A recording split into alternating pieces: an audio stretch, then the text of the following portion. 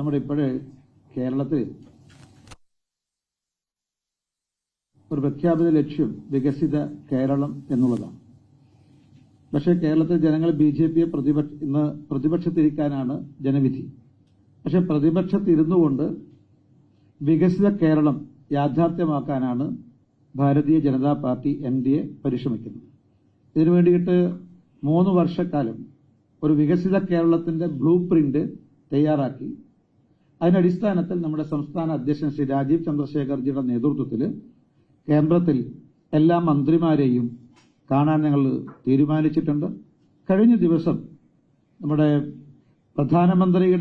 പ്രധാനമന്ത്രിയുമായി സംസ്ഥാന അധ്യക്ഷൻ നടത്തിയ ചർച്ചയുടെ അടിസ്ഥാനത്തിലാണ് ഇത്തരമൊരു തീരുമാനം കൈക്കൊണ്ടിട്ടുള്ളത്. അതിന്റെ ഭാഗമായി കഴിഞ്ഞ ദിവസം ഞങ്ങൾ നിതിൻ ഗഡ്കരിജിയെ കണ്ടിരുന്നു, ശ്രീ രാജീവ് ചന്ദ്രശേഖർജിയും അതുപോലെ ഒരു പ്രതിനിധി സംഘം കണ്ടിരുന്നു. റെയിൽവേ മന്ത്രി ശ്രീ അശ്വിനി വൈഷ്ണവ്ജിയെ കണ്ടിരുന്നു. ജലശക്തി മിഷൻ കൈകാര്യം ചെയ്യുന്ന CR പാട്ടീൽജിയെ കണ്ടിരുന്നു. നിതിൻ ഗഡ്കരിജിയെ കണ്ടു. ഇവരെല്ലാം മന്ത്രിമാരെയും കണ്ടിരുന്നു. അതിൽ പ്രധാനപ്പെട്ട ശ്രദ്ധേയമായ അതിന്റെ ബാക്കി കാര്യങ്ങളൊക്കെ തീരുമാനം ഞങ്ങൾ ഡൽഹിയിൽ പറഞ്ഞിരുന്നു. അടുത്ത ദിവസം മറ്റൊരു വാർത്താ സമ്മേളനത്തിൽ അക്കാര്യം വിശദമായി പ്രതിപാദിക്കും. ഇപ്പോൾ ഒരു കാര്യം, നരേന്ദ്രമോദി സർക്കാർ കേരളത്തിലെ ജനങ്ങൾക്ക് നൽകിയിട്ടുള്ള ഓണസമ്മാനം, അതാണ് ഈ എറണാകുളത്ത് നിന്നും ബാംഗ്ലൂരിലേക്കും ബാംഗ്ലൂരിൽ നിന്ന് എറണാകുളത്തേക്കും ഓടുന്ന വന്ദേ ഭാരത് എക്സ്പ്രസിന്റെ കോച്ചുകളുടെ എണ്ണം 8 നിന്ന് 16 ഉയർത്തിയിരിക്കുകയാണ്. 560 പേർക്ക് യാത്ര ചെയ്യാവുന്ന സ്ഥലത്ത് 1220 പേർക്ക് യാത്ര ചെയ്യാൻ പറ്റുന്ന രീതിയിലേക്ക് ഇപ്പം ആ വണ്ടി മാറിയിട്ടുണ്ട്.